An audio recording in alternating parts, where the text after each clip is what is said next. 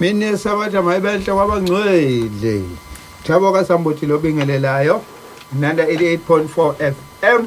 Phezulu entabeni engqaqube la sihleli khona kuyisabatha ekseni mhla ka25 March 2023. Siyabingelela wonke umlaleli ulalele namhlanje.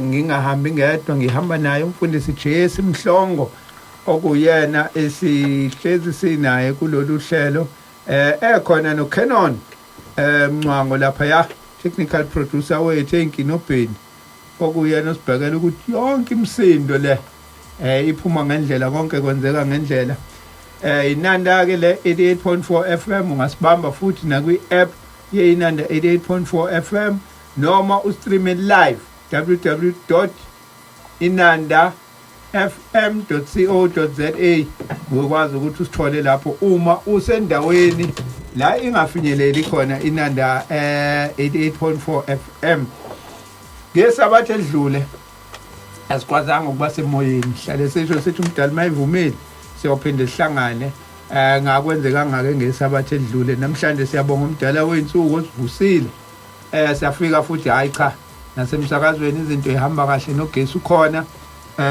siyakwazi ukuthi siphume emoyeni namhlanje lesabathe edlule saphazamiseka kakhulu ugesi wawuloku uhambe awufica nathi hey wawuvela kade uhambe ebusuku kwaze kwasaka ugesi awukho kwasho ukuthi hayi into ezakhona ezibackup hayi nazo sekhambe kwahamba hayi zaze zakhathala kodwa ke namhlanje cha nakho kuvukekile kukhona isihloko esasesibekile ngesabathe edlule sasethi umsebenzi weNgilosi ukuthi yini umsebenzi weNgilosi ingilosi yenzani sizoqala kodwa sithi ukuqhubeka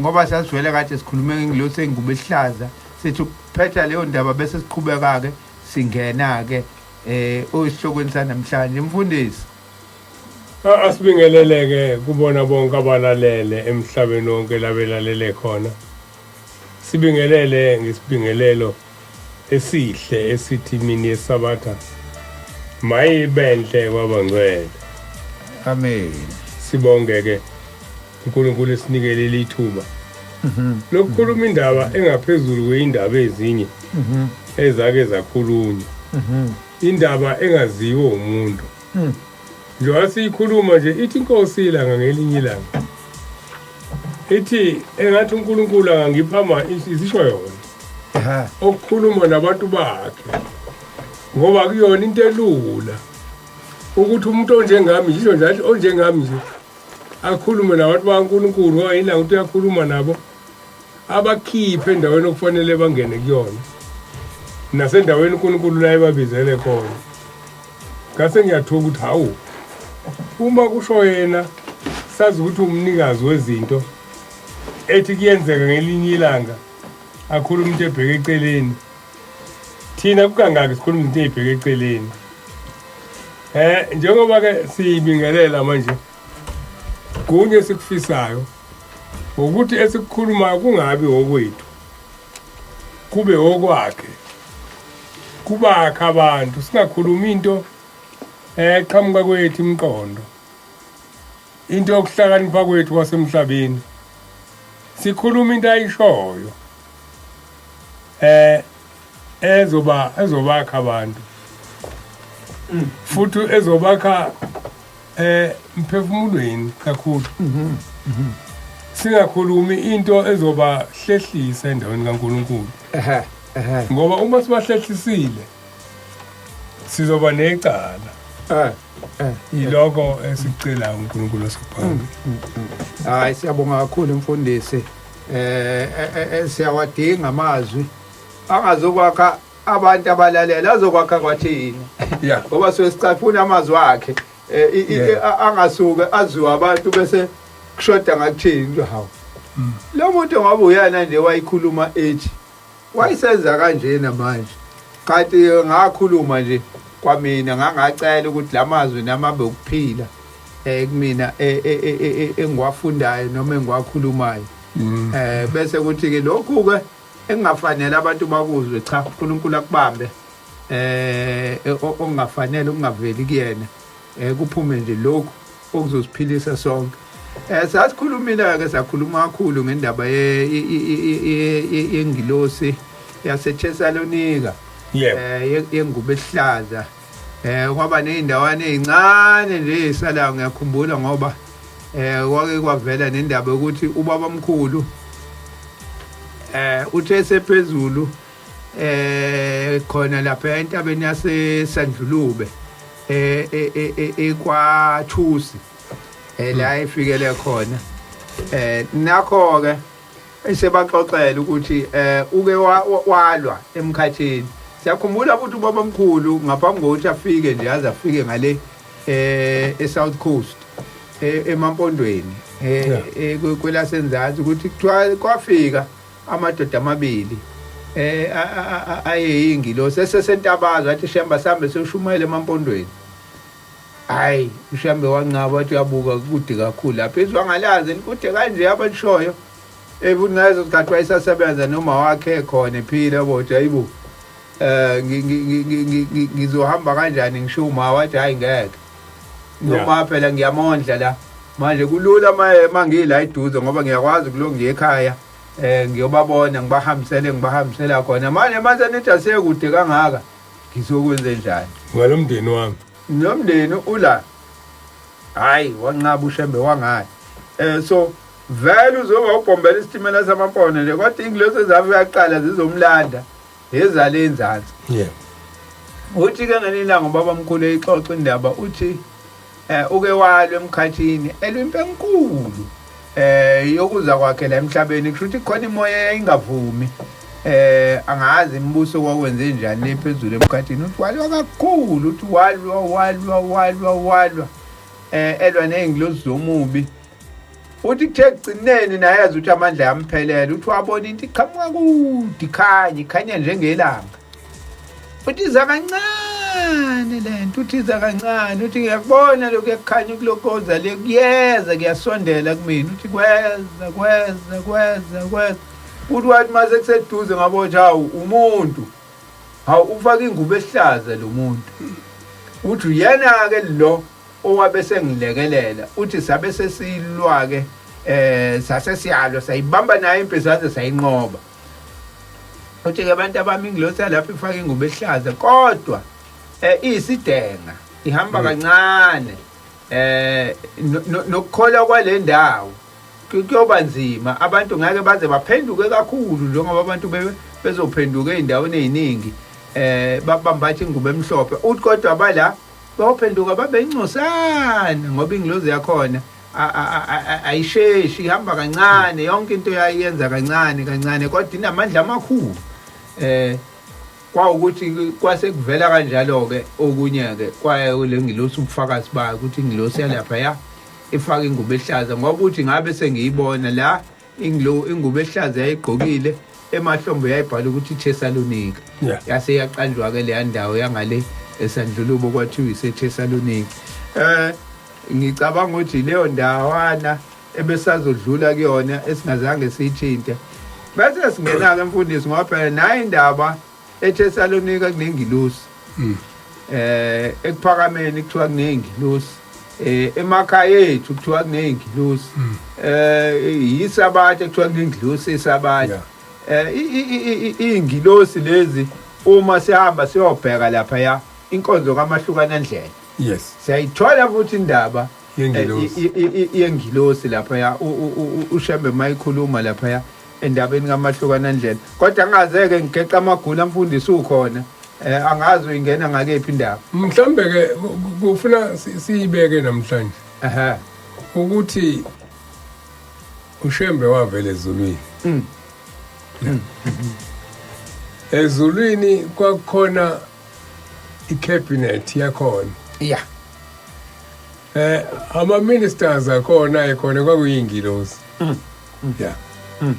akazi ke ukuthi uShembe wayengena kuliphi isayidi usayibeka mfundisi uyibeka kahle ngicela nami ukuyingenelela uthi ezulwini uhulumeni kuno president bese kuba khona o minister kube khona ama cabinet akhona kushuthi nakhona kuno minister of what njengoba kuthiwa kukhona ungqongqoshe wezamaphoyisa kukhona ungqongqoshe wezempilo kukhona iy'ngilosi zempilo kukhona owezempi njengoba ukuze nasebhayibhelini kuthiwa khona uMikhayeli ingilosi yenkemba masiyifanisa nala emhlabeni nje ukuze sidwebe isithombe umlaleli ayibone ilapha kwezokuvikela uMikhayeli kwezokuvikela khona eyemvula eyamanzi nje ukuthi hayi malomsile kunengilosi ethile okuyiyona ebhekelayo ukuthi letha amanzi into enjalo singayifanisa nohulumeni kodwa ke inkinga yakhona ila masubheka indaba kaNkulunkulu isimangaliso ngithe ezulwini kune cabinet yakhona kaNkulunkulu ngifuna ukuqala ukuphuma kwakho uShembe mephuma ezulwini uShembe mayiphuma ezulwini ngoba uShembe wavela ezulwini mephuma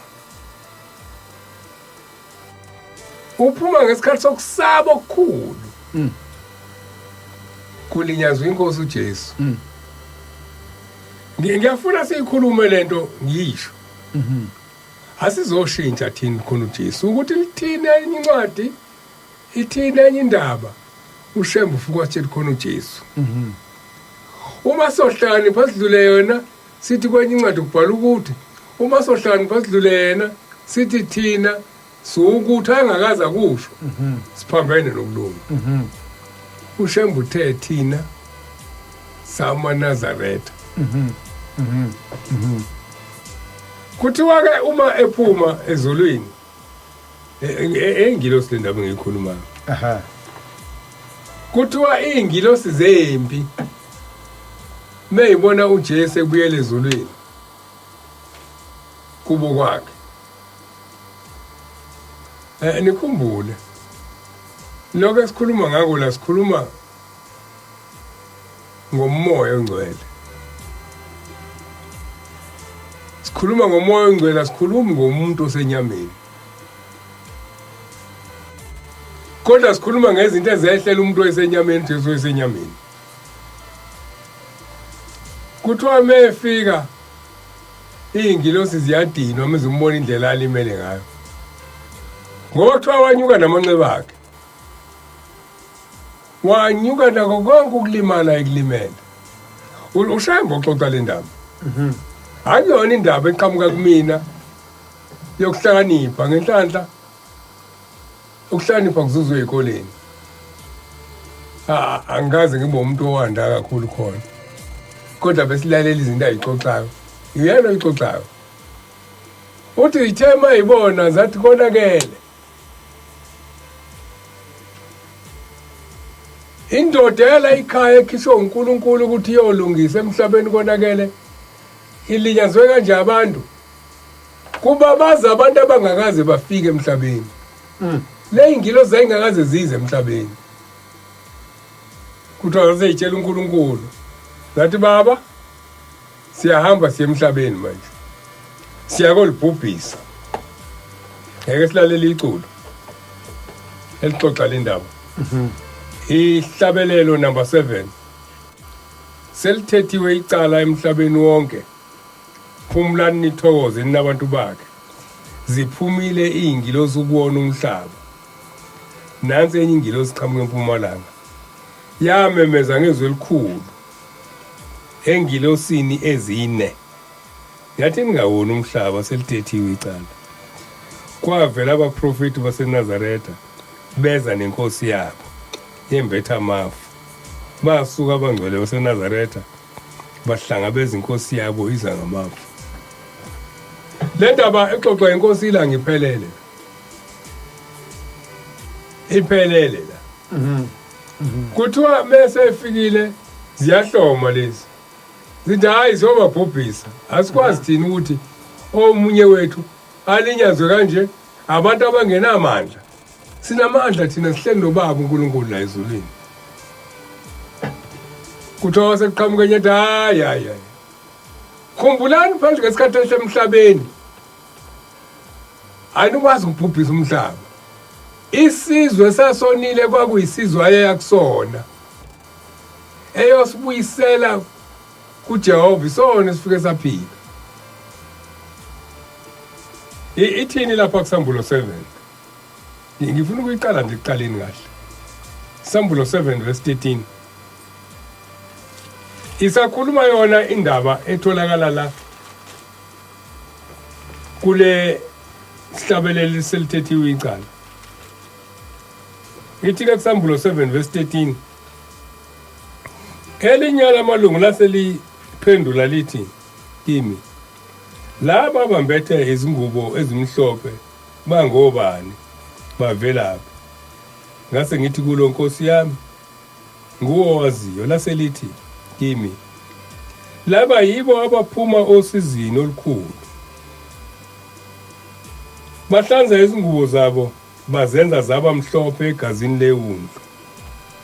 Sihlabelelo number 2. Sisho into efanayo. Sihlabelelo number 2 ake sisivule sisifunde. Sikhuluma indaba yeNgilosi. Sihlabelelo number 2 kwezamaNazaretha. Nasi ngisithola. Nasi sihlabelelo number 2. Ngisize Nkosi yami ngothando lobuntwana olungafiyo. Amen, amen Nkosi yami. Ngincede Nkosi yami, ngincede ekufeni Nkosi yami. Amen, amen Nkosi yami. Ngazise izizwe zonke ngothando lomntwana olungafiyo. Amen, amen Nkosi yami. Namabandla ngamabandla asezulwini ngoJesu umkhululi ongafiyo. Amen, amen Nkosi yami. Asiye kwesinye isihlabelelo.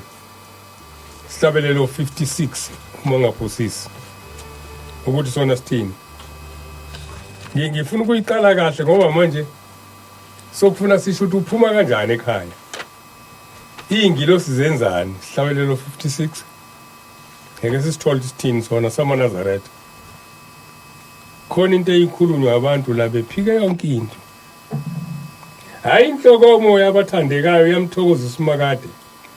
Iyenanela nabangcwele abangubo zabo zigeziwe zenziwa mhlophe egazini lemvana eyabafelayo. Ngenzela ukuthi bazi abantu ukuthi iyiNgilosi lezo kuthiwa iphumile zayizobhubhisa umhlaba.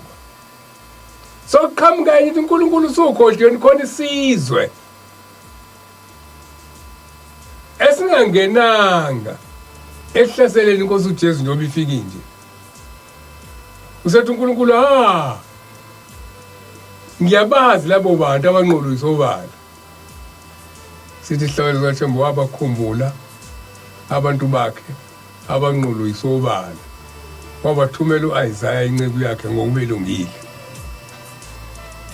Ukulunga lokho kwamenza ukuthi athi kulungile manini iNgilosi ngeke ngisawubhubhisa umhlaba. Esinye seyihlabelelo lezi esikhomba ukuthi zithi ithi inkosi yasekuphakameni ulanga phuma sona uthola abangulu. Uthi ke ngase ngiyasukuma mina ukhuluma ngeNgilosi egama layo linguShembe noma ngelinye lamalunga sezulwini asemoyeni egama lakhe linguShembe. Uthi yona yasukuma yathi inkosi mina ngiyaya emhlabeni. Kuthiwa wathi musho njalo nomoya.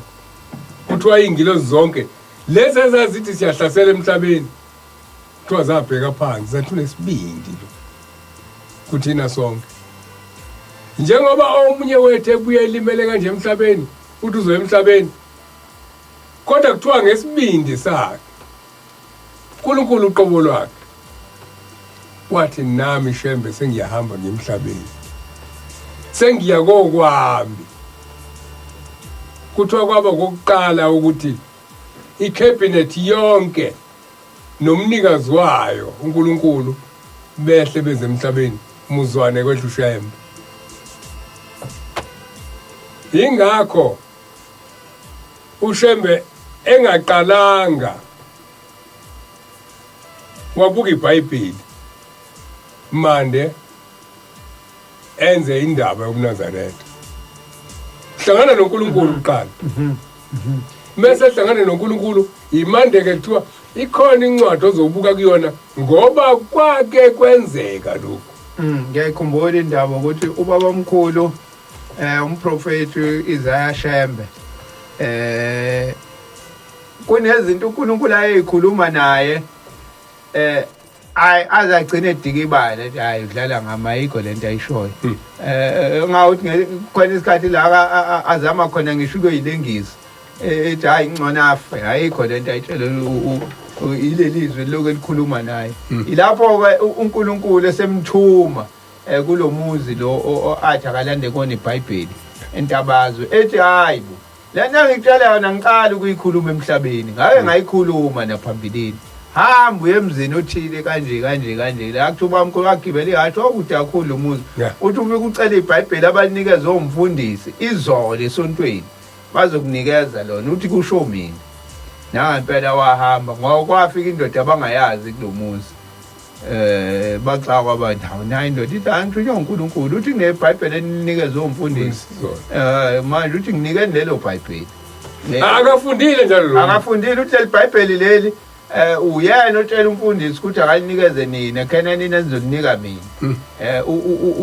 ufuna ukusebenza ngalo ila qala khona kuShembe afundiswa khona iBhayibheli eseliphethe iBhayibheli yaqala ke ingqondo ke njalo uNkulunkulu afika amtshela into ambotsha ngabaze bese ethi vula endaweni incwadi ethi athi uyavula uShembe uyayifica indaba efana nale uNkulunkulu athi akayenze bese yaqala athola isipindi athi kanti ayiqala ukuba khona into enje bengidlula nje nami ya manje na ke kuthiwa ke iphumile ingilosi kuwona umhlaba mase iphumile ukuwona umhlaba enye yazo yayisiqhamuka ngasempumalanga ngathi hayi kunabantu lapha bakaNkulunkulu inzalo kaNkothovana ngisho njalo inzalo asathi ubani uNkothovana kodwa nje musho inzalo kaNkothovana uthi mebafica labantu ngoba uShembe mefika la ufika ngalesikhathi kucindezelwe kakhulu abantu abamnyama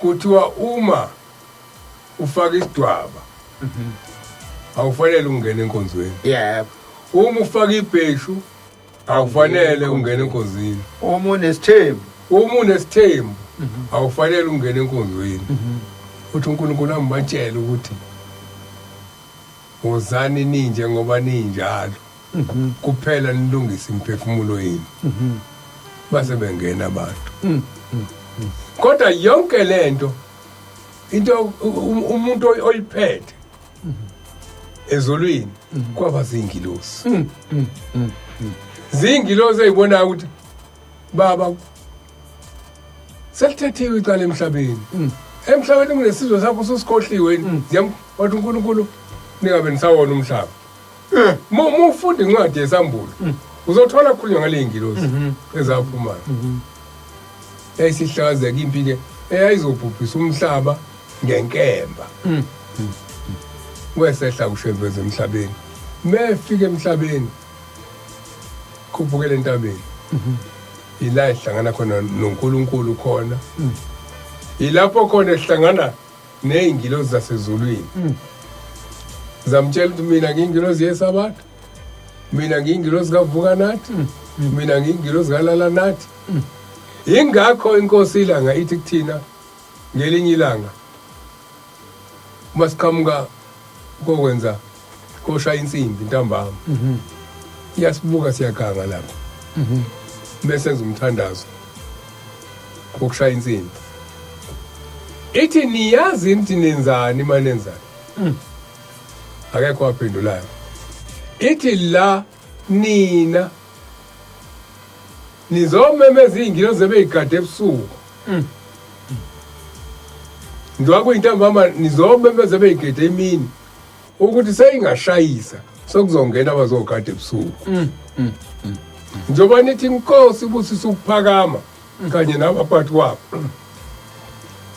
uthi uNkulunkulu uyayikhumbuza ukuthi phumani manje nampa abantwana bami ngomthandazo wezingane uJehova wasilalela izona iwashi lezi ingane ziyiwashi likaNkulunkulu ngoba uma ezwa imemeza methu yaqalaza uqala leli iphunga ukuthi alikhona iphunga lobubi kulabantu abangimemezayo uNkulunkulu ngokusithanda ke wayesethi akube yingane ezimemezayo ngoba izothi ingilozi mayivela zingalizwi iphunga lasemhlabeni ezinganeni bese iphuma zihambe igadimizi yamaNazaretha ingilozi njalo sizoyigada kanjani imizi yamaNazaretha sizoyibona ngani iminyango yendlu yakho mayidumise uJehova udunyiswa kanjani Jehova ngokuqhosha iminyango idumisa kanjani uJehova imdumisa ngeminyango Jehova ngokuqhosha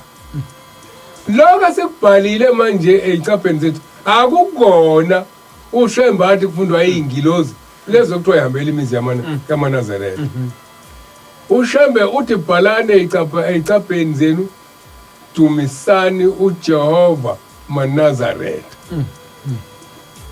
amazwi aphelele lawo afundwa ingilosi ukuthi nongamthanda uyozamthanda sikaze sitshele ukuthi izitha zami ukuqhoshelana lokho okhuluma ngakho kungaphezulu kokuqhoshelana kuwukuthi engathi amandla onawo awakho uyazenzela wena khona incwadi kumahubo 18 incwadi kumahubo 18 ikhuluma ngokukhanya uma sekukhanya akufanele wenze ngathi amabhetri aleli thoshi elikhanya aphethwe wena nethoshi liphethwe wena ukukhanya ukukhanyisele indaba kaDavide uDavide akasho ukuthi ngamandla ami ngomsizwa bami wena Goliathi uyazi ukuthi mina ngake ngabulala ibhele ngalidwengula uthi uNkulunkulu wami engimkhonzayo uma akwazi ukunginika amandla okudwengula ibhele endle ngumfana namhlanje uzohlulwa into anginika amandla uyasho ukuthi amandla anawo akubonela uNkulunkulu namhlanje thina mesibhale icapheni asenzi okwashiwo owathunywa emhlabeni ingilosi azikufundi konke lokho esikubhalile ingakho emzini yethu sokuqekezwa manje ingakho sekungena imimoya engasile uthola amaNazaretha ayathwasa yonke into ayithi uShambushile wathi kunemimoya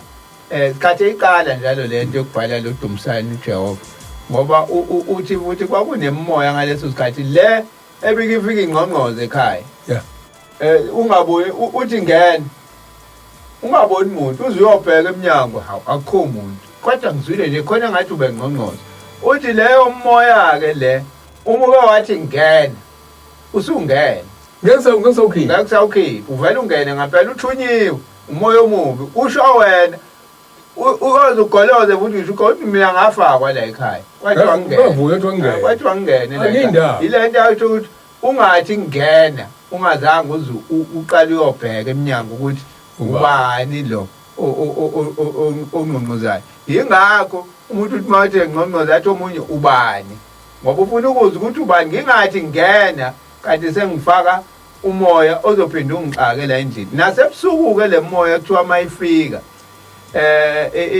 iyakwazi ukuthi ifike la emakhaya ithi mayithi nhla eminyango ibathi la ingabuzangqongqoza nongqongqoza ngisho emini mayathi nhla esicapheni iyabona ukuthi kulomuzi udunyisa uJehova ngangilunge la kulo ngangihlale nje kahle angidlule iyobheka lemizi ke le engenawo lolu phawu oluthi kudunyisa uJehova la kuleli khaya manje mawungasafakanga le sign le ezasezulwini zizobona ngani ezasebumnyameni zona zizobona ngani ngoba nakhona ikhona lezi ke ifike ihluphe uma uyishintsha igama lakho nengilozi ekugadile egada umuzi wakho iyakushintsha ukusebenza kwayo inkosi ngenyila ngikhuluma ngoshikilisa amabhungu intombi yaqanga namhlanje kunengilozi egada umuntu ogama lakhe kuthubani inhlalisuthi ayikho ingilozi egada uqhawe awushambakazi asho ukuthi ngoqhawe ngesikhathi esinika amagama lawo magama uyathatha awayise engilozini athi ufuka ugade inhlalisuthi mayisithi yalalela ingilozi ehamba nawe izuthi ngoqhawe mina yakhodla ukuthi cha mina ngithunywanga qhawe thunywe kwinhlalisuthi uxoxa indaba ubaba ngelinye ilanga ethempelini paradise ukhuluma ngentombi ayiphethe kahle yaziwa endaweni ukuthi iphethe kahle ungayiphakamisi ngokulunga kwakho ungayiphakamisi futhi ngokwazi kwakho ungayiphakamisi futhi ngokukholwa kwakho ngoba awuyiphile kona akukona ukwazi nokuhlakanipha kwakho kodwa kuba amandla kaNkulunkulu lentokazi yasatshwa ngisho insizwa meyihlangana nayo ziyayiflathela ngoba ziyayisaba ngoba igadwe ingilosi zasezulwini mishelwa insizwa ukuthi uyiphendula kabili kathathu ithi mina ngumntwana kaShembe mina ngumntwana kaNkulunkulu angikhulumi nabantu basemhlabeni ngiyacela ke indaba oyikhuluma nami akube indaba yasezulwini ukuze siphendulane kuthiwa kwahamba lentombi yayisizizwa manje ukuthi hayi ngikhona ngiyona lento njengoba nathi nje sesiqala ukuzizwa manje sesishintshile ukuthi dumisani Jehova sesithi izitha zami zizonqotshwa uwo akasho njalo Shembe ithi ke lentombi ngelinye ilanga kuthunyelwe ezinye insizwa zase mzini okulahlwa kuthiwa ke nahambe niyomlinganini kuthiwa beyifika ziswenkile le insizwa zinhle nolimi lwazo luyakhangana unjalo umubi fike zibingelela intombi awusabona ntombi ivume cha thina sosibanimani nje ubona sila nje size kuwena ebese bathi nabo abafana nami kodwa ngibatshedi ngaphezulu kwabo igama mbumani ebese ethi ngushikilisa amabhungu angabe saba untaba yepheza shikilisa amabhungu kuthiwa ijabule zife le insizwa hawu walishintsha igama eliyikhambi lokumvikela walishintsha igama elaziwa ingilosi emkhathini okwathiwa wena uyogada intaba yepheza useqhoshile zabuyele emumva ekhaya kubo kwazo zathi hayi simtholile uselishintshile igama wayesethi ubaba wazo phindelane emumva senizokwazi kumthatha ngoba ingilosi sithi khudlukile eduze kwakhe ukudluza igama mali ingahlangulwa igama lami encwadini yokuphila sasebuyela khona meyifika namhlanje zimhlasele ekhaya zimhlasele kuyise zifike zithi baba kunentombi esoyifuna la ushikilisa athi uyise kulezi zami izingane akekho umuntu oshikilisa athi hayi khona intombi la isihlule athi yami ngeke ibe ushikilisa ngoba igado uNkulunkulu uNkulunkulu wayinika igama lokuthi untaba yepheza kuthi uyilalele lentokazi nayo bese ibizwa uyise zonke izingane zizisho ukuthi hayi akuyena lesimfunayo ekugcinela begcinela neyena bafika bathi nange simfunayo ebese tuyise cha lo indodakazi yami uNkulunkulu wayinika igama lokuthi untaba yepheza ngoba akusondeli lutho olungcolile kuyona nina ngiyanibona nabantu basezweni ubengeke akwazi lo ukukhuluma nani bathi akakhulumile nantu usuku wathi igama lakho untaba yepheza uyabuza uyise mntanami kunjalo na wayesethi yebo ngakhulu kwesiyadumala ngesikhathi edumala vele ingilosi ayisekho kuyena simphikile kuthiwa lathi isuka lezi zayiphenduka zaziba izinja kuthiwa zamthatha zahamba naye ngoba uyishintshe igama ngesikhathi eyishintshe igama ingilozi ayinikwe yona yayisiyabaleka kuyena ethi-ke indaba kamahlukanandlela ethi ngisho ubaba wakho uqobo lwakhe angazi noma kufuna ngiyifunde yonke ngathi bakhona abangayilalelanga asibaphe yona indaba kamahlukanandlela nje indaba yokuphindaphinda le ndaba kamahlukanandlela yokuphindaphinda ngoba ikhuluma ngempilo yethu enyameni ukuthi siphuma kanjani enyameni singene empilweni yasemoyeni siphuma kanjani kube nabantwana bobaba basemhlabeni sibe abantwana bakababa sizulu ngoba uNkulunkulu uShembe kahle athi wayezosikhumbuza ukuthi singobani ngoba suke sesiyikhohliwe ukuthi singobani sithi siyinyoni zasezulwini sihlale nezinkukhu sigcine sesicabanga ukuthi izinkukhu bese fika uShembe athi cha nina anzona izinkukhu niyinyoni zasezulwini bese yasikhumbuza ukuthi izinyoni zasezulwini ziphila kanje asikudli lokho bese sekufanele ke sichazele izinkukhu ukuthi cha izinkukhu hayi thina kahle kahle asibona abantu izinyoni thina yabona ke manje sesiyahlukana ngoba thina siyinyoni izinyoni iphila kanje siyahlukana ke manje ya ithi ke le ndaba inkonzo kamahlukanandlela ngelinye ilanga sihleze ekuphakameni kwafika umfundisi uMagwaza wasenkandla ngaleso sikhathi wayifundisa enkandla kuze kube seshowe nasemthunzini wonke weza nendodana yakhe ephuma kubaba ilanga phuma sikothe nabathole abahangula lamazwi yakhulunywa indodana kamfundisi uMagwaza nayo eyahamba isingumfundisi ngale nkinga ehamba isingumfundisi nganginenkinga ngingabathola abantwana sengineminyaka emithathu ngiganiwe umkami esekhaya naye esengaphathekile kahle emzimbeni egula waphoxeka kuba eze kimi wakhononda umndeni ubaba ongizalayo weza wazobikela inkosi yathumela ukuba ngilandwe ngafika konke kwakusekusha isanda kuhlala nayo uneminyaka emingaki aphendule ubaba ngingugobondwana ibutho lenkosi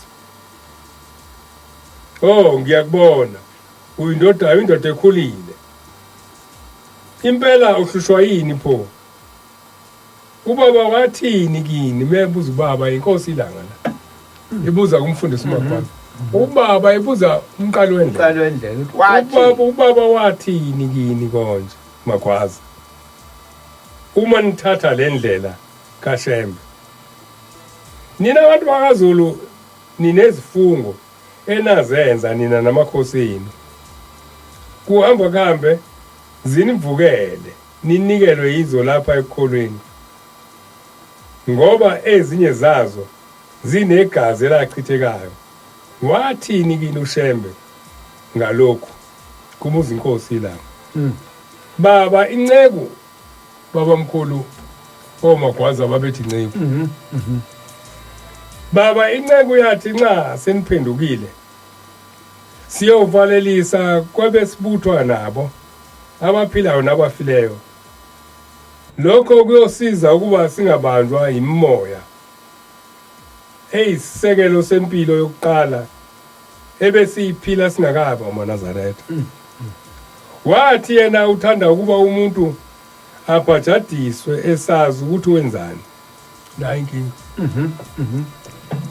thanda ukuba umuntu abhajadiswe esazi ukuthi wenzani angathi umuntu evakashile ethempelini manje uthi khetha inkosi ufuna ukwandisa ibandla landa abantu bake baningi engazi naye bese yaphakamisa ngoba uzokuthiwa ithi asho ikhona ke sibona sineyinkinga engaka abantu bakhetha into abangayazi manje kunomehluko emabandleni amanye kuthiwa baphakamise abayinikelayo la kuthiwa baphakamise abakhetha inkosi akusho ukuthi abaphakamise kuthiwa akasho athi ngiyayikhetha inkosi ethi la unikwa amanzi ozowasho bese uchazelwa mase ufika nje ngesabatha lokuqala bese uyachazelwa ngesikhathi uthi ngiyayikhetha inkosi yasekuphameni yathi ubuthini bese ethi umuntu angazi bese kuthiwa wena ubuthi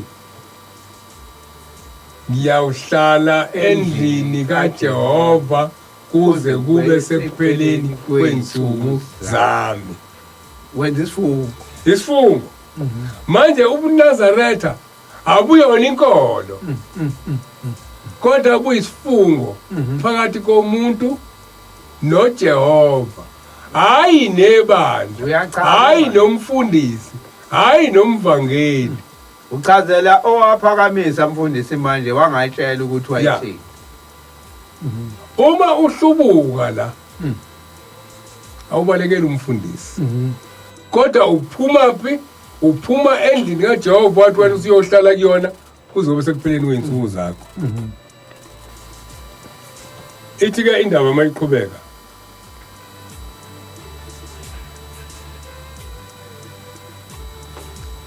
baba inceku yathi nxa sesiphenduka siyovalelisa kwabasibutha nabo abaphilayo nabafileyo.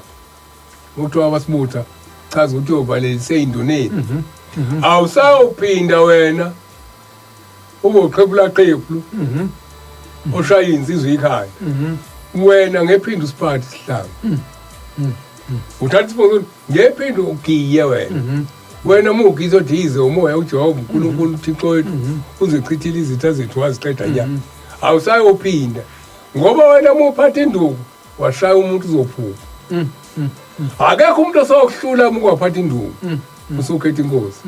Ngelinye ilanga mntakaSamboti ngixoxelwa indoda yasemathenjini ezalwa umkhokheli ozala unhlangakazi kunethempele elilapha esikedleni okuthiwa isenhlangakazi igama layo. Kulelo thempeli ke laliphethwe umaJakobo ozala umagceke lo beshanyela amagceke kuphakameni umkhokheli wokuqala lapha kaBabamkhulu. Uthi kwathi ngelinye ilanga bese enkonzweni khona esigodini sendaweni sesigodini lapha phezu komfula umona. Uthi kwaze qhamuka insizwa umzilo ocisha ilanga uholo umfoka ngongoma khona lapha ozalwa induna umphuphu wempi lapha kaNyusi. Uthi zeza le insizwa uthi thema ifika isiphumile inkonzo. Uthe bese memeza insizwa engisho uthi yapha ngoba uzophatheka kabi kodwa wayishaya ufanifani umthembu uzalwa umkhokheli umavilakazi. Uthi ibisithi hawu nawe fanifani uswajoyina amakhosikazi uswafakile okwe indaba yokugwala nje ngoba usaba mina uthi fanifani naye wabayixoxa ngixoxela yona ugade umama Jona lo fanifani ebesethi hey yabona mntaka anti wesho njalo mntaka anti ngase lo muntu ngoba ngisho noma siqhathwa silusile akazangishaye noma sizinsizwa ngoba beke sidoje sihambe nezinsizwa akazangishaye uthini manje wesethinta indoda ekanquma lethu uphalafini yayingena umshumayeli njalo isikhathi sikhula thina sibona inqaba ngoku nabantu abangebona nabashumayeli kodwa bebegada amathempeli ahlonishwe ngathi umshumayeli hayi lento ithempeli nethempeli nomshumayeli ngoba abantu befuna izikhonja uphalafini wengena umshumayeli unqumana uthi bese ngikhulawo umkhatshwa ngoba icala mengithi umthinta kancane unqumano naye walusa bese unqumano uzosijwayela kabi mthatha akaphethe bhoko lelo soliphathwa nsuku zonke akaphethe nduku uthi angiphathanga ihawu uthi ngatshele kubhoko nenduku komunye wala ukhalweni lakithi kaphela isabatha njalo ingilosi ehamba nayo iyabotha nangu lo muntu manje sekhohle ukuthi umnikwa amandla angakanani. hey Uthi zase ziyantelwa. Uthi ayisiza lensizwa ngoku angithi hamba nebutho icabanga ukuthi ibutho leli lezi ingilosi isikhohle ukuthi lo hamba nengilosi asezulwini uqhamuke sabatheni wokuqala. Uthi zase ziyantelwa. Uthi kwathi kwaqa nje kancane uthi ngalishaya ikhanda. Uthi ngalishaya uthi ayibangisaya emgcagcweni wakiwa kona yabuyele emumva isibophe ngeduma. Uthi ngase ngithi cha azwide ngiyacela ukuthi ungihlambulule base beyemfuleni lapha emona wakhe amanzi wamhlambulula. Yini emnika amandla? Lo wayithuke ingilosi yasekuphakameni, ingilosi yesabantu. Wathi amadoda asefaka amaloko njengabafazi. Unesi seku5 sizoyiqedela masibuya kangale le kamahlukanandlela. Ake sigwinya mathe siphinde sibuye bese soqedela indaba leyengilosi. Kumbule ekuphakameni sekuphinde futhi kanjalo sesibuyile iloko manje isikhathi sithi 5:05 ekseni kuyisabatha mhla ka-25 March 2023. Umfundisi ube sebhizi la nendaba kamahlukanandlela. Mfundisi siyabonga ke 25 namhlanje ingilosi ka25 zihlangene ahlangene amakhosazana indaba yepheza ihlangene esiqhubekeke baba inceku yathi una sesiphendukile siyovalelisa kwabasibutha nabo abaphilayo nabafileyo. Lokho kuyosiza ukuba singabanjwa yimoya eyisekelo sempilo yokuqala ebesiyiphila singakabi ngamaNazaretha. Wathi yena uthanda ukuba umuntu abhajadiswe esazi ukuthi wenzani wenzelani. Wathi inkosi uyazi ukuthi sibizwa ngokungafani. Omunye uthuka esephakathi kodwa kumele avalelise. Noma ubani ezenzweni zokuqala zasemuthweni nasemabandleni nasematshwaleni nasengomeni njalo njalo. Ihuka likamahelela labuza lathi wathi kuyokwenziwa njani kanjani lokho? Waphendula umfundisi uMagwaza wathi uBhombela waqala emachunini wathi umuntu nomuntu akenze inkonzo kamahlukanandlela ethi yenzani idile elikhulu umeme bonke okuphila nabo ungakakholwa lapha ekuphakameni. Le nkonzo iyomelwa umfundisi wezwe lakini ubaphe enonileyo inkabi nokudla konke. Uyomisa inqama noma impongo emsulwa ibe umnikelo abezwa ibe umnikelo wokuthula phakathi komuzi wakini namakholo nabamenywa bakho. Uyothi kubo abezwayo namhlanje ngiqomile ngikome isoka elingenasici ngizozicacela kulo ngiyehlukana nani bangani asixabene kodwa sengiganile angisena ukubuthana nani kukho konke ngiyokunibingelela nginiphe enginakho kodwa awusekho nowodwa umkhosi engiyakuba nani owukuhlubuka noma engathandwa ongathandwa uphakameni. Umkhosi owukuhlubuka imuphi? Uchaza ukuthi ngephinda ngene emabuthweni ethi khalapha induku yethu sizwa ngosi ikhalapha. Makade uhamba ama-baby shower. Ungeke usathi manje uma ukhulelwe bese uthi uzokwenza i-baby shower. Usuzokwenza ababelethisi ekuhlatshelela igama unumber 100. Awuzokwenza i-baby shower enesiqatha nogavini ukuze ingane idakwe isesiswini. Yebo. Uma nje ubuthi uma unomcimbi anothile la ekhaya uletha amawayini kuphuzwe kwenziwe yonke into akusezokwenzeka lokho manje. Angithi usuvalisile. Usubuyabatshela. Usubuyela kanjani? Hayi cha amasavana ngeke ngisawathola la ekhaya. Ithi ke miqhubeka. Uyokubala konke mntanami ozile ngako ukuthi uThixo omkhulu wasephakameni akakufuni. Uyosukuma ngeenyawo ngezwe elikhulu uthi mkhanto kuthene lapha. Ngicela senze umkhathi kwabakholwayo nabangakholwa. Kuba abangizwayo abahambisana nalokhu okushiwoyo abacheme nami. Sakhe umbimbi ababuyele kwesokunene. Abangakuzwa engishoyo ababuyele kwesokhohlo. La uzobika ukuthi wena usulandela abanye. Leli khaya sekudunyiswa uJehova. Yebo. Uzuyathi ukuthi akwakhe ugange. Kuyahlukana manje. Amahlukandlela. Lokhu uyokwenza emva kwende inkonzo kamfundisi nesikhonzi zakhe zabesilisa nabesifazane. Bonke sebefakazile ngale ndaba baveza ubuhle bayo ngethuba labo lokufakaza.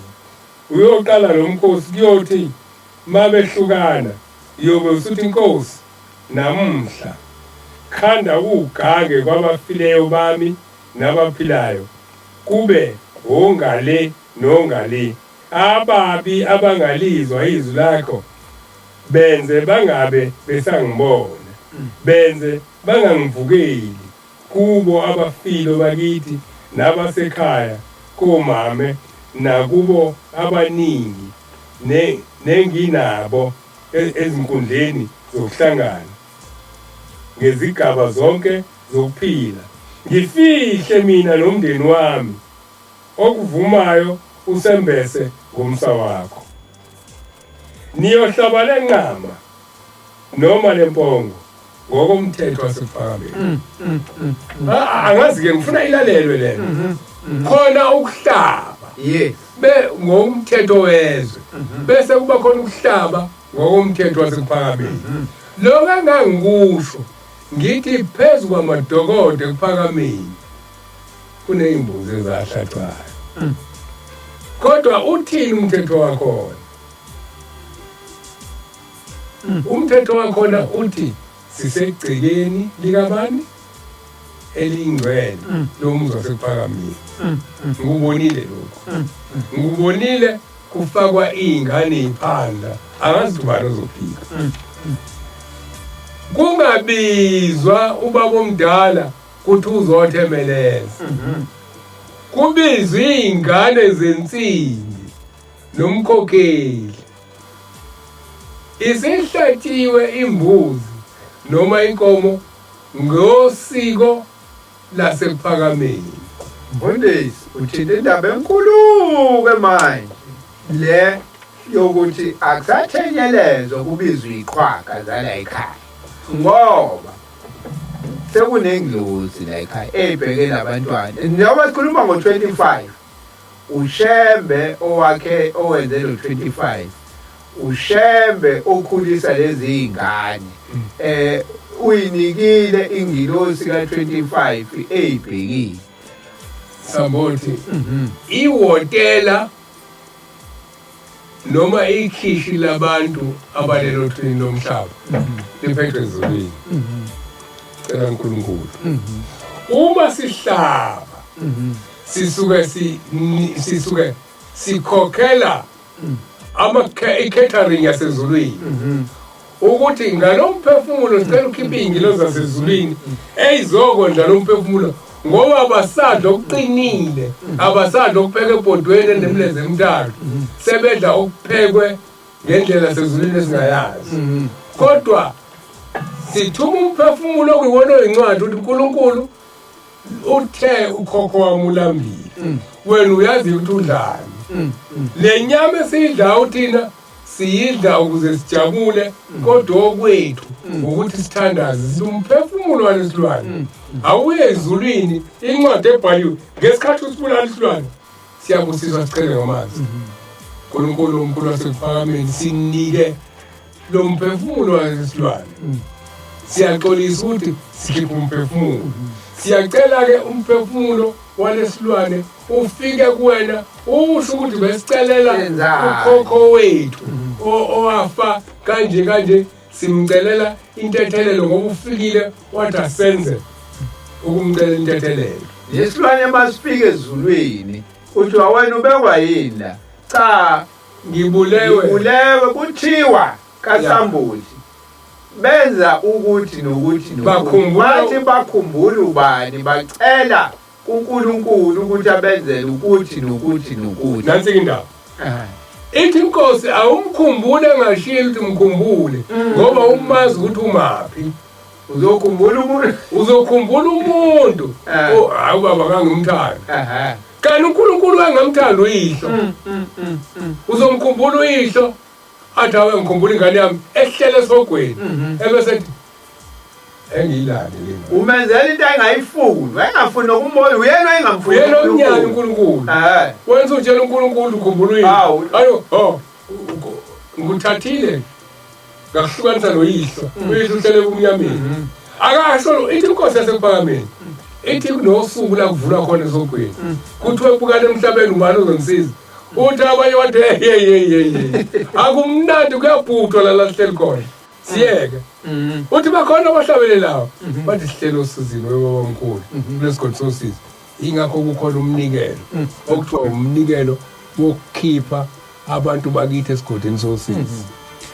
Ngalokho ukuthi njengoba sekunabantu abafikayo emagcekeni ethu athi ngizongenisa abadala siyabahlambulula sibakhiphe esigodini sosizi sibenze njani bayangena namhlanje khona bangafuni uma benqaba kuShembe bazovuma kanjani ethe uShembe endungu emhlabeni bathi bona wa ngeke hayi ngeke siyaka la Shembe ngeke la sihleli thina kunoma singa indaba kasenzela abantu kunoma singaya lapha lapha siya khona labantwana babasibanikelela ndaba sibafuna la abezela esogweni yasho njalo nje eyayiboshwe ithi inkosi la ngayiboshwe ngaphansi kwempophoma ithi ijele layo lalingaphansi kwempophoma ithi nomfazi wami ngimfuna la kubanda iyabuka inkosi ukuthi hey ngoba phela uthi angashona umnumzane lo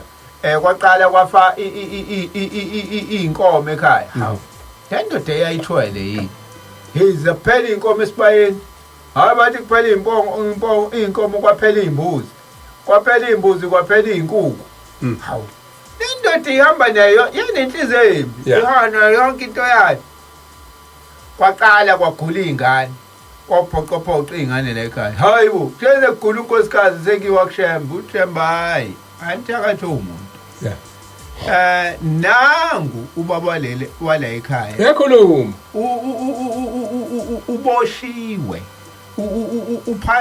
ulife akwekhona uphansi kwempophomo kwehla amanzi ehlela phezukwakhe ayabanda le impophomo umuntu wagezwa abantu khona uthi isihoga kusona simbi siyabanda manje uthi njengoba beboshiwe wayekade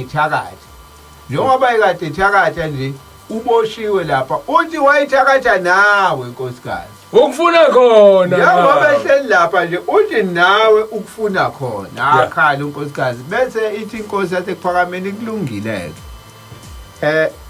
sizomkhipha namhlanje la la iboshwe khona kuthiwa yaphakamisa isandla yathi mayithi yasiphakamisa phezu kwekhanda likankosikazi yasho indoda yakhuluma kulo nkosikazi yathi hayi Shembe hayi musukudlala wena angiphumi lana mina angindaba njengoba egula lo nezingane zami zidla sihleli nazo naye ngifunazela ngoba lo msebenzi sasusebenza naye azenzanga lutho ingane kodwa uthi ngibadinga la ngeke ngihlale ngedwa lento ngizwe ngedwa ngoba uyabona indoda ibe lenhliziyo embi ngisho sekuthiwa kulungile ke wena siyakuthethelela ke uthi cha ngisafuna nalo azozwa lento engizwayo la akeze la yathi la ngayi namba ngazi into engizoyithini ikunqaba umuntu esesirogweni ukuthi aphume lo othi yena unamandla ogeza abantu eyilunga lebandla ngaphansi kaShembe uma singathi akufona abantu la asebeke bayenza lento bethi bafaka abantu abadala kwenzeka inkinga emakhaya ungezwe bangabhala la ku-Facebook ukuthi abantu nje bayafihla abanye kodwa abanye bayasho ukuthi hey sathi siqeda ukuyenza lento mina ngashayisa nemoto kwenzeka ukuthi ngoba bathinte nabantu abangafune uNkulunkulu abafuna lutho nokuthi hey siyeke thina sila asiqhubeke phela inkinga yini la inkinga ngisho nasesintwini ingakho uma kuhlatshiwe kwakhona lento okuthiwa yiphaphu kwakwenzela bona ukhanda qina la senzothatha nibuyise yonke into khona abantu nakithi nje bakhona nakini bakhona nawe futhi olalele bakhona umuntu othi meqhamuka uyasatshwa kodwa idlela amambawu meqhamuka kuthiwa waqhamuka ubaba kasibani sasuka isidumbu sesolamula ibona-ke lapho kwakudala kuthiwa kudliwe iphaphu ngoba noma sebesemoyeni kwakuyakhishwa umuntu amsabayo kuthi hamba umtshele ungena nisukuyintambama sebehambile abantu ngoba uzongena uzothuka abantu lo muntu akwazi ukuthenga ngisho i-cold drink le mengena ufuna owakho cold drink ufuna obakho utshwala mese kuphuza uthi kubantu abamenyiwe la ekhaya abazoletha umthandazo akhona kini phela la utshwala bakithi lo muntu kuyaxoshwa-ke uyena lo muntu oyedala ukuthi kudliwe iphaphu entabeni ukuze uma esexoshiwe athi kulungile sengiyodla ney'ngane akhuphukele lapha mese efikile lapha kwasekwenziwa-ke ukuthi uma ethanda impi ayishayani iy'ngane kwase kuthiwa khona ubhedu ukuze ajabule athi ngilibonile igazi angisezosusa isidumbu yingakho-ke namhlanje nifike nikhulume ningamfaka uNkulunkulu emsebenzini eniyenzayo noma ekukhumbuleni abalele enikwenzayo zifike ney'chwaychwayo ngoba nina senithi nokudla okwabo cha ukudla kona okwabo akithi asihlukanisanga ukudla okwethu okwethu thina esiphilayo kodwa umphefumulo wesilwane iyona ncwadi eya kuNkulunkulu ehambisa lo mthandazo angiqhubeke asikho kuleyo nto kodwa kuseyiyona kuseyiyona ey'ngilosi ukuze nathi khona ingilosi yekhaya ya ngeke siqhubeke-ke niyohlaba lenqama noma lempongo ngomthetho wasekuphakameni ushisa amanoni kube yimpepho sho njalo nebhayibheli melikhuluma lapha encwadini kaSamuel 2 lethi amanoni awashiswa ashiselwana amanoni ashisela ukuthi kukhuphuke kuye phezulu ayidliwa njalo lento lungakangeni usuku lwangakusasa ingoba ufana nomuntu manje obhala incwadi wayifunda bese yayishisa ayithi yasho negama impepho yenzela ukuphepha ngisho ngathi le moya ayidli njengoba usho inyama kodwa idla usi lolo sukulishisile ilibala yona ngake ngenye kudala mfundisi sikhuluma la ngithi ngizodlula nje ngokusheshsha kule ndaba ngoba ngifakazela le oyisho kunensizwa ekwathi kumhlangano ngithi kwakuJanuary phakathi kaJanuary noJuly elungile isencane nje isabatha bazoyazi abangakubo ngoba sengangizwa le ndaba exoxa kusendleleni lakiwe enhlangakazi ekhaya uyaxoxa-ke le nsizwa yaxoxa ithi ngase ethempeleni lakithi thina kwashona insizwa kadila emhlanganweni kwanuka nabantu ukuthi hayi idlisiwe kwenzekeni ngoba manje leyo ibikhona le nkosana kanti uthi amakuvala umhlangano yabuyela ekhaya aliphelanga isonto yahamba awukuthi bamdlisile emhlanganweni sekuyanukwa nabo abantu bahlale benukana cha yabuya ngephupho I didn't know angibulawa ngumuntu mina njengoba besilapha emhlanganweni kuney'ngilosi emhlanganweni njengoba sisuke sihleli hlale ney'ngilosi zase ziyangithanda zase zibona ukuthi cha uma sekuvala umhlangano sizohamba naye lo yithi izona ezingitshontshile emhlanganweni zase ihamba nami zaye ezulwini. Uthi kodwa nginenkinga ke manje eyodwa ngoba ngithe mase ngifika ngala kwase kuthiwa inkinga yami iyodwa mina inhlamba ingene ezulwini. Uthi ngase ngibuza wathi mina hawu kutholakala ngene inhlamba. Uthi lo ngazalwa ngikaze ngithuka inhlamba mina. Kwathiwa cha inhlamba siyithola la endlebeni zakho. Hawu inhlamba ihlele endlebeni wayisebenza lento yokusebenza nezikwadi emsebenzini. Usizo lwethu. Bese uyazi ngidlaliswana ngenhlamba la mhlambe namagama eninikwa wona. Noma kusema change room noma ani kuvele kukhulume kwangena la kanti iNazaretha leli sinamathele lenhlamba mayisafika ngale kuthiwa wena inkinga yakhe iyodwa nenhlamba. Usefika kulo wafika kuyena ngephupho uthi lalela mntamkhulu mina ngihambe kahle kabi uhambo lwami kodwa ngingenile ezulwini ngoba ngibanjwe inhlamba. Mangase niyonginikelela ukuthi ngihlanjululwe lenhlamba mina kube sengingenile ezulwini. Akekho kodwa umuntu ongibulela uzoyicacisa indaba yakho. Uthi aniyekani ukunukana nina. Angibulawanga umuntu mina. Nangempela wahamba wanikelela wabuya futhi wabonga wathi inkosi ikubusise sibanibane laba abamnika odlulisela umyalezo sengingenile emzini okhazimula ngaphezulu kwelanga nenyanga. Into enjalo ke lemfundisi esichaza ukuthi usilolu njengoba kwekuthiwa nasemhlanganweni kunempepho wenzelwa kona lokho ngoba baningi abangathi excuse me abangahlambe bangabuyi kanti ingilosi ngesinye isikhathi zibuye zilibale yilolu silolu nasekhaya ke kunosi lolu lalamanoni olufunakalayo ngoba nalo liyimpepho liyaphephisa kwemibi nemihle imoya. Ithi ke miqhubeka amakholwa nabakuzwayo bayokwenza unkatho ngomthandazo ninikele nonke yibani. Akunikeli wena kuphela uthandaza kuphela.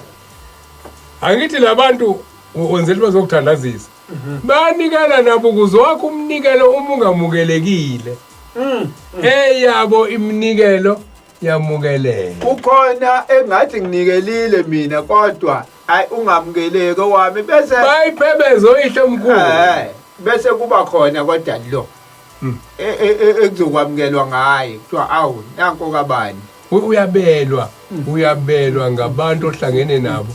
Ithi insizwa le ndawo lesikhathi sincane ithi insizwa itshelo ezinye insizwa kanti uma ihlala kowema yini kuthiwa kuzoyiwa kunovukanathi oyale ngako South Coast ko Port Shopstone ivume bese kuthi ngelokhuzana ngela ngizohanjwa ngale ishintshe ayangisayi ngani uma kuzofika intombi yini akasayi lapho ahlala ngabe saya lensizwa bihlala ihamba nenhlayisweni mingasahambile ithi yafika ngomsombuluko emsebenzini ayenze lutho kodwa ungabusaxoxa wena uphelile umsebenzi.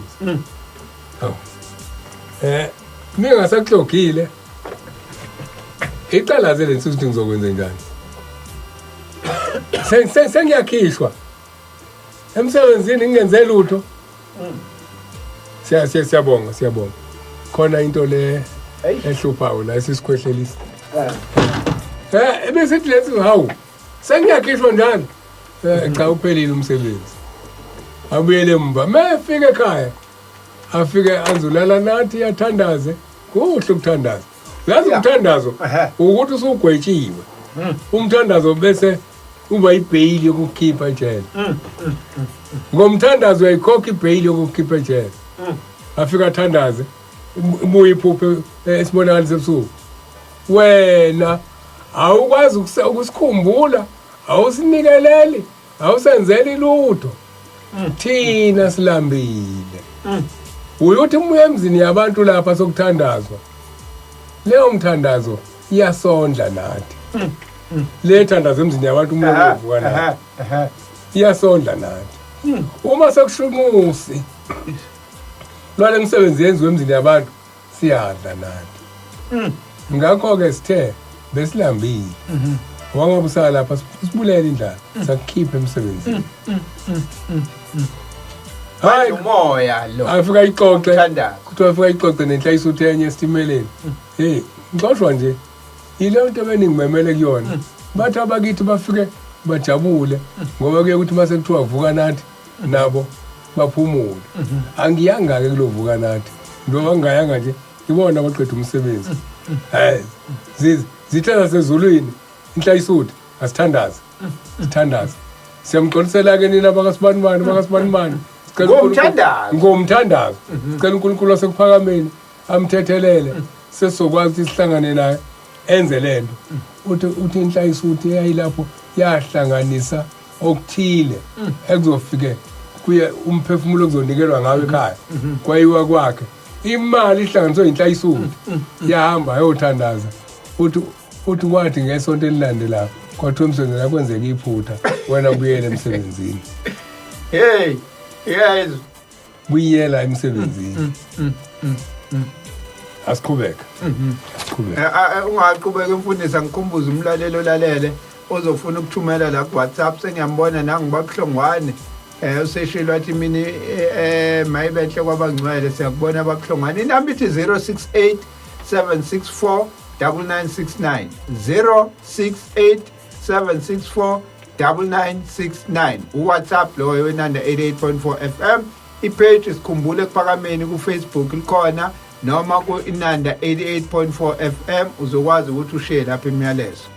Asiqhubeke. Ithi ke bese niyanikela ke amakholwa akuzwayo bayokwenza unkatho ngomthandazo ninikele izibani nisihambise kuphakameni noma ebuhleni.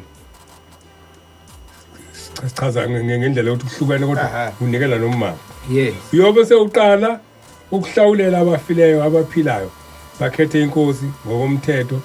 Lokhu kuyoba ngokwesizukulwane zonke eziphendukayo ukuba ningakhubekiswa woyihlobeni abasekulahlweni.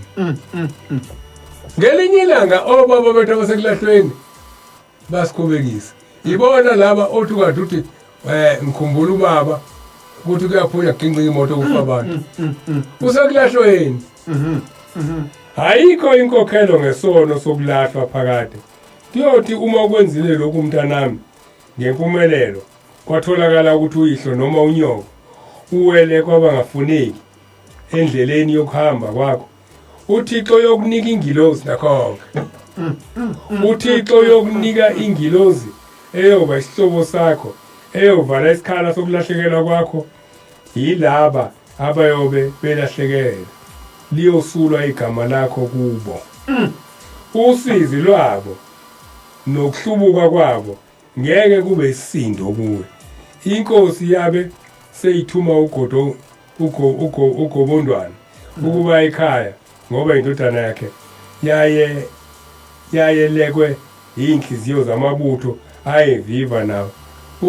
Umfundisi uMagwazi omncane ucinezela amabutho ahamba noyise ahamba namabutho yena. Amabutho ahamba noyise azoke sono uyobuyisela isizwe sono soyise kubatwana. Ucinezela amabutho bayamkhalela badzala hlekelwa noma bela behlula bathi kuba ukhona ugobondwana ngawuzishayile lempi. Ngakho ke wahamba umfundisi uMagwaza wayakwenza inkonzo kamahlukanandlela kwalunga okwakuyinkinga kumfundisi osanda kuhamba emseni enkandla. Inkosi enkulu ilanga lamalanga lathi mina labo ihle eniziqhelanisa nabo ngiyobenza ababuyisi benu. Manihlubuka kuyothi khuluma ingcaba manje.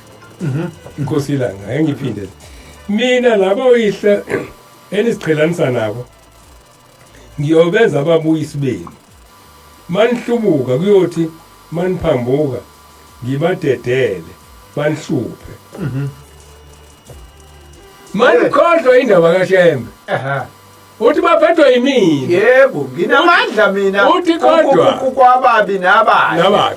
Uthi kodwa manihlubuka nidedela lamandla mina enginawo lawa okunikela. Uthi ngendlela uthi umunikela noma ngakuthiwa awunambuzi awunankomo kodwa bothi mebefika bethi bafuna ngoba phela kuqala amadoda ayifuya etenzela ukuthi mokuqhamuka ulaka lohlele ilwaneni. Kodwa uthi uShembe mina ngiyolivika ulaka labo ngikhulume nabo bezwe. banihluphe balwe nani nizifake emaveni nasemadolofaneni nize niphenduke nibabuyisele emva nize nazi ukuthi inkosi emiyo kuze kube phakade.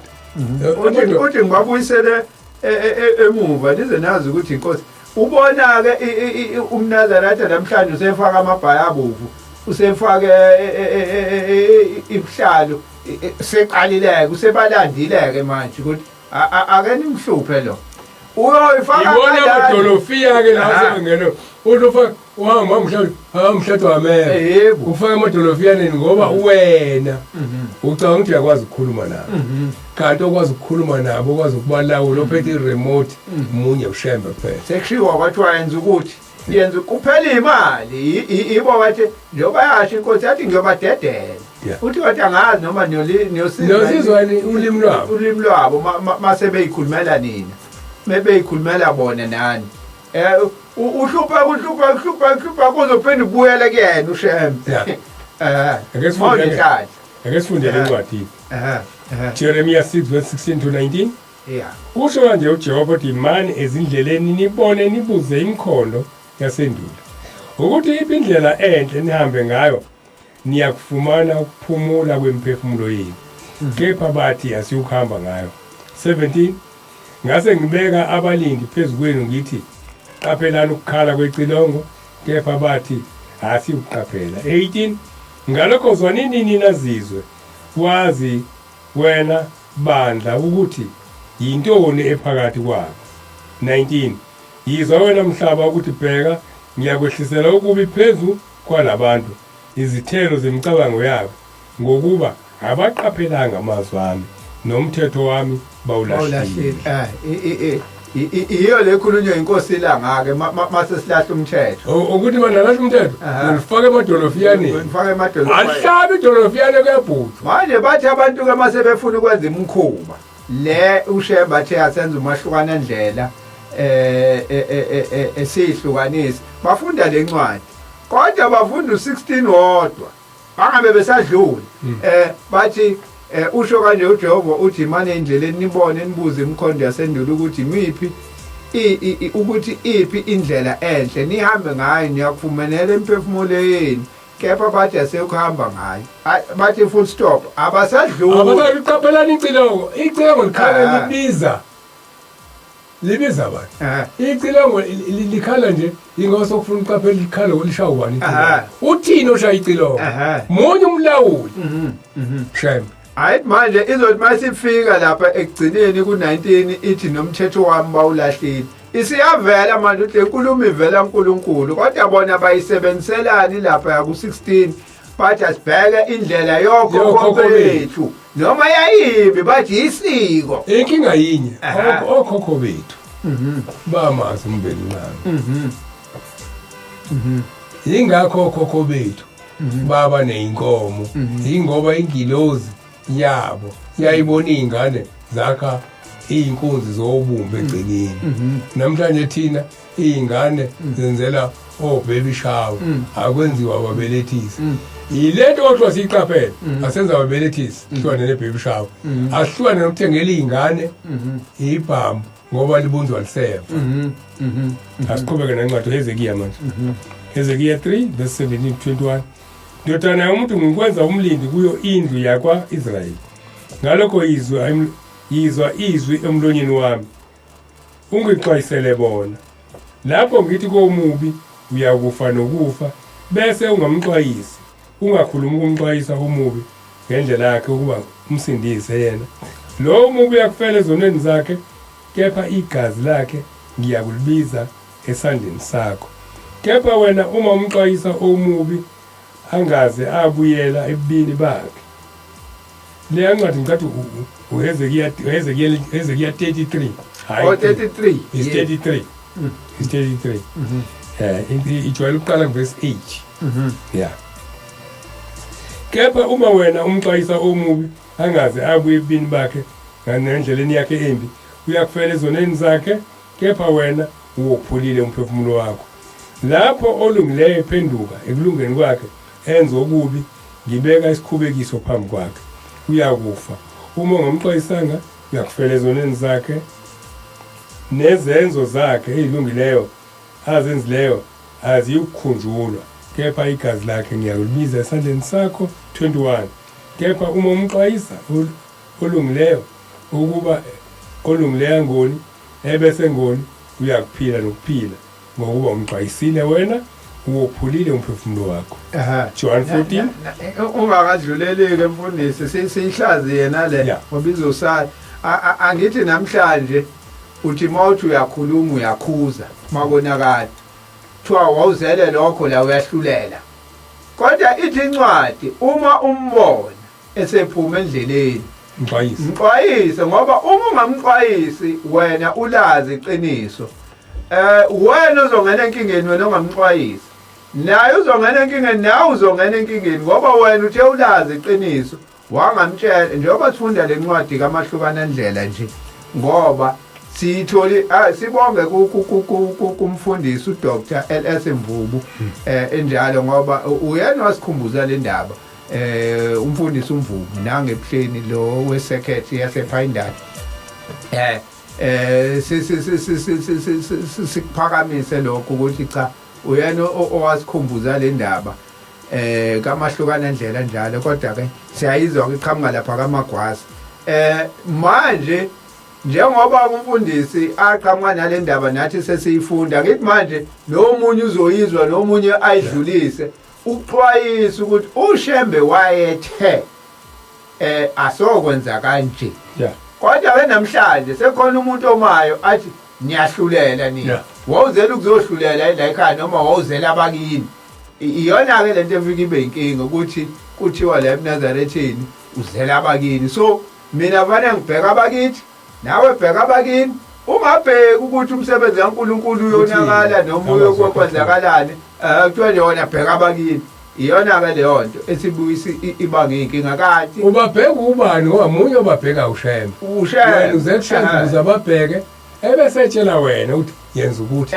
njengoba esho la encwadini ethi lapho olungileyo ephenduka ekulungeni kwakhe enze okubi ngibeke isikhubekiso phambi kwakhe uyakufa uma ungamxwayisanga uyakufela ezoneni zakhe nezenzo zakhe ezilungileyo azenzileyo azikukhunjula noma awumxwayisanga noma ngekona ukulunga le ndaba lokuthi thina sibadala la kodwa singayikhuluma indaba kaNkulunkulu sibadala senzile hleli phezu kwayo hleli phezu kwendaba kaNkulunkulu abantu bayona sihleli phezu kwayo siqamba amanga sithi umzo sekuphakameni ngcolile siqamba amanga sithi ihlakazi ngcolile ubani wathi ngcolile esho nini ayingcoli indaba ithini esingcolile thina esingcolile umzo sekuba mina ungcolile ithini esingcolile babalekile bakushiya baxoshwa ubungcwele akubaleki indawo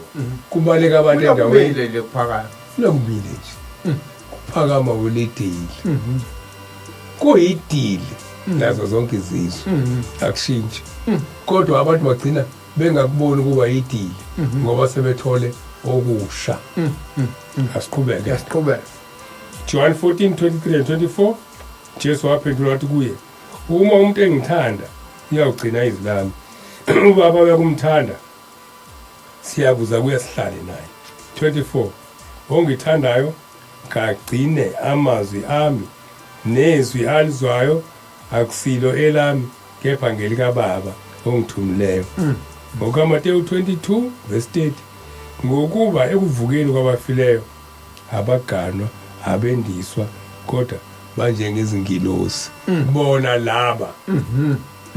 laba abasuke babhaliwe encwadini yokuphila basuke bese benjengezingilosi uNkulunkulu siyakwazi ukubathuma nasemndenini ikhona lokho ukuthi athi umuntu kade ngiyonikela ngiyocela ingane ngabona kufika ugogo wami uMasibanibani iyona ngilosi useyingilosi yala ekhaya ngoba ezulwini ungenile ubhaliwe abantu angazi bacathile abantu abangasekho ezulwini benzani bahlale behleli nje baphenduka ingilosi basebenza ibona laba sebeyingilosi ngithi ngiphupha abantu kanti ngiphuphe mhlawumbe ngiphupha abakini bamhlanga ukuthi angibazi phela kodwa ngoba sebeyingilosi uShembe useyakwazi ukubathuma ukuthi amani niyokwenza umsebenzi othile lapha, enzani umsebenzi othile lapha, enzani umsebenzi othile lapha.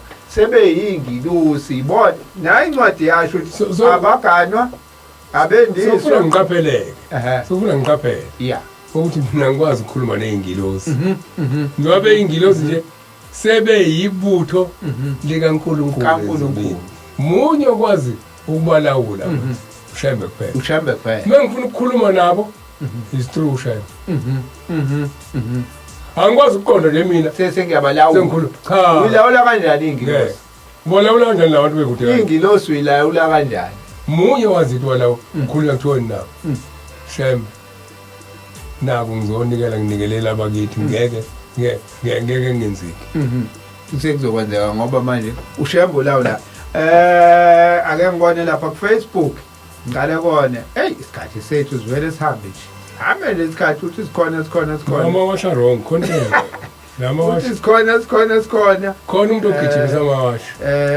Facebook khona uGugumdunga lapha ya. Siyambona.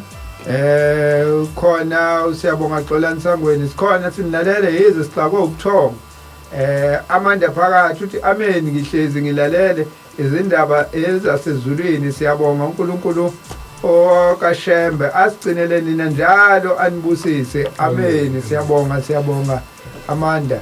Ekhaya Mkhize nakho sinenkinga thina esilalela ngeapp njengoba sesempumalanga province lungisani bo ngimphendulile ke lama app akuyona inanda FM njalo kuphela abantu nje abalalela ngeapp noma imuphi umsakazo sengiqaphelile ukuthi ngizobeka sengibaqaphelile nje bayakhala abantu bathi ama app hayi anenkinga kodwa ke ngenhlanhla usikhumbule ephakameni siyamfaka na ku YouTube sizocela ukuthi ubheke ku YouTube othi sikhumbule ephakameni cishe kusasa iyobe singenile ya ngoba nithatha isikhashana masiyenza siyilungise. John Mahamutsa nangu uyaphendula uJohn Mahamutsa na uthi nala eThekwini nenkingi app nakho inkinga nje inkulu kuma app hayi ngoba kusempumalanga futhi hayi ngoba kuyinanda FM kuphela cha sengisizwile impela isililo sama app abantu bekhala ngama app bethe anenkinga lama app bathi balalela imsakazo ayitholakala sibone la kunanda 88.4 FM bathina abalaleli kunanda 88 awu ngendlovukazi khona la uMapholi uvukile ekseni kanje uvukile ndlovukazi uzamani Christopher Mseleku zamani sibonge kakhulu silalele zamani etafuleni nanda siyabonga zamani bonga inkosi kwamthetha esikhwebezi mabhebeza nayo uthi amen umzikayise Blose uthi amen ngiyabingelela nami ngizoyibeka endlebe ngithola ulwazi avela sibonga Chabalala amen silalele uShembe uselanda ngeindlela ezehlukene masingathola ithuba sonke ukuthi sikhulume ngoShembe singaphikisana okunye nikubize ngamadimoni kodwa imini yesabatha abayibenhle kwabangcwele nginenkinga ngale message ngoba icacisile ukuthi uthini yini akhala ngayo kube kuhle umuntu ayibeke nje icaci indaba ukuthi nakho ake sibone futhi ubani okhona la Facebook uFohlazi kaZwelonke ukhona Thokozani TK ukhona awu nangu uziphenze inhle bani ziphenze inhle ukhona siphezile Mtolo ukhona uSongezo ukhona Mcabango Nzama naye ukhona ya hayi sengibafunde bonke abakhona la ku inanda 88.4 FM ku Facebook khona ne voice note awuthike angena kahle inamba njalo uthi 068 764 9969 kwangena kahle isikhathi sisekhona siqale ngaye futhi uBabamkhulu uBabamkhulu la uthi bantwana benkosi mayelana nenkonzo kamahlukanandlela inkinga enkulu ukuthi akukhulunywa ngayo nasezifungweni zika 23 inkinga ke kodwa uqinisile akuvele uqinisile uBabamkhulu into akukhulunywa impela ngalento khona besishanga video call cha akufona la uyalokhuza nje uthumela umyalezo obhaliwe noma ivoice note ake sibone la umuzi mchunu uthi siyathokoza abafundisi siyaludinga lolu lwazi ngabaprofeti abathunywa uJehova nemiyalelo yabo manje sibona isidingo ngicela kenijule ngophasha enikwaziyo owafakaza emsakazweni wathi inkosi ilanga lasola owashaya ingane zalathi enye yalezi ngane inegazi elimhlophe uphawu 2 bathi entabeni yomhlangane wayekhelwa idokodo eduze nelenkosi nesiprofeto sokuphila kade kwenkosi ilanga nixole mangibuza ungafanele nginani ngifuna umuzi mchunu sikushilo nje iqala lenyanga siyeza amacingwane sikushilo iqala lenyanga sathi uApril inyanga yesikhumbuzo kaphasha so indaba kaphasha nje khuleka amacingwane ngikhulumile futhi no babuvezi babungiba ngikhulumile nabo yes ngilindele bona ukuthi siyikhulume leyo ndaba ngoba ayikho into ezothwaya amanga la ubuyizwa ngomuntu ongezwani naye ongamthanda hayi macingwane wonke umuntu angakhulume la ngento yakhe hayi macingwane uthinte kahle impela okunye kusho macingwana ngikhona nje siyokufakaza wasiphelile isikhathi samanga hayi ngiyabonga ngencazelo ngengubo eluhlaza hawu kubonga thina sethula ukuthi ubalo awu nang maching hey we maching ukhona asakwazi maching ugesi usiqhathile ngesabathe edlule maching sangatholana emoyeni bengilalele nami benirisamuthu abantu kanye nomfundisi JS Mhlongo nihambe kahle uma senibheka emakhaya from maching Sibe Durban North dabuka kwaNongoma dakwazi eri kwashumeka emtholweni isigodi king of the radio the original hey maching Kwale kuba umsakazi wena maching yalizwa negama umsakazi lo maching hayi celebrate impela ngaphathe lo nyuhlelo maching hey wathatha igama ethi maching wena waleka nongoma banamagama umsizwa leka nongoma wena umaching hey maching siyasichazela ngelinye ilanga uthi wathatha update igama ke sizwe la akune voice note iqhama kundabe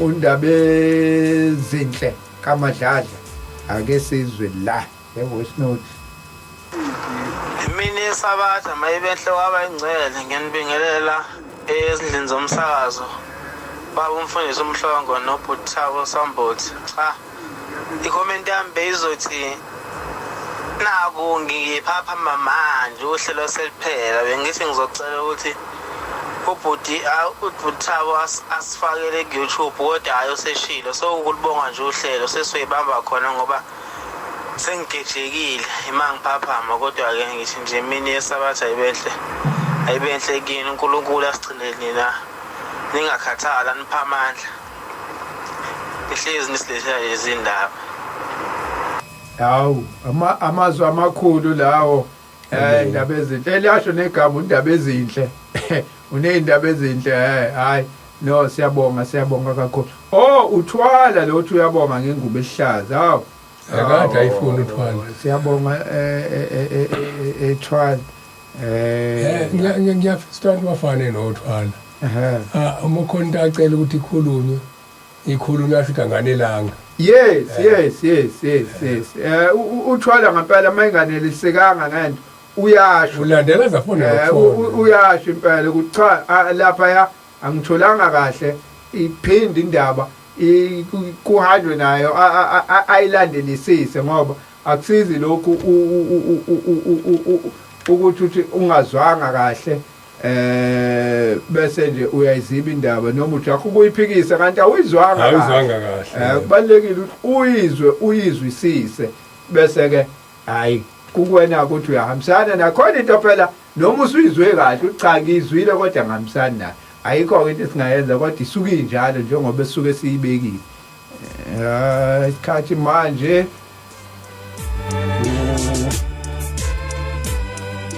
7 minutes to 5 sesophuma mfundisi siyabonga kubo bonke abalalele babuse nabanye ngelinye ilanga uzovuka umunye YouTube ke hayi njengoba besishilo ukuthi cha nizoyithola ku YouTube na kanjani ngeke ingathulakali April isikhumbuzo senkosi uphasha siyasondela impela uNkulunkulu wasephakame mayivumile labathu sebathintile umfundisi uma bekwazile ukusondela nabo sibe nabo la estudio kungakuhle kakhulu ngiyafisa abantu bayazi lento yonke lento eyenzeka ebandleni ikhona ubaba ilanga sizothola ngomhla ka-15 March 1970 yeah indaba kaphashilele lapho